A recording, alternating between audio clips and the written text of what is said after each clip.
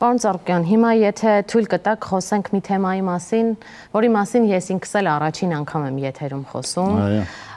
եւ որը չեմ չափազանցնի, եթե ասեմ, որ որոշ ժամանակ առաջ իսկապես փոթորկել էր մեր հասարակությանը, խոսքը հայ բլոգեր Բելա Բաբախանյանի մասին է, հայ կնոջ, ում իսկապես սպառնում էր արտահանձնում Բաքու, գիտեմ, որ դուք էլ այդ մասին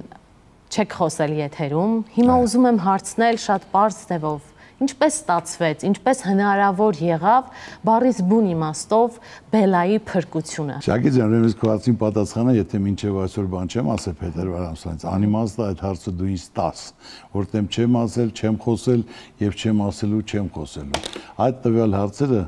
սիրում են լռություն։ Ամենակարևորը եղել է խնդիրը կարգավորված է, հարցը փակված է, թե չկան տարբեր մարդիկ, տարբեր տեսակի հարցազրույցներ տեղին, անտեղին ասելով, բայց ես ոչ մի բառ չեմ ասել, դուք տեսել եք, հարցազրույց ընդհանրապես չեմ տվել, այլ հիմնական եղել է հարց, եղել է խնդիր, լուծված է եւ հարցը փակ է։ Եվ այդ տիպի հարցերը միշտ լուծումները խնդրում են լռություն, այնպես որ իմացի սա է հիմնական լուծումը։ Ինչքան լռես, այնքան ավելի հարցեր ավելի շատ կարգավորես, դա է հիմնական սկզբունքը այդ հարցի։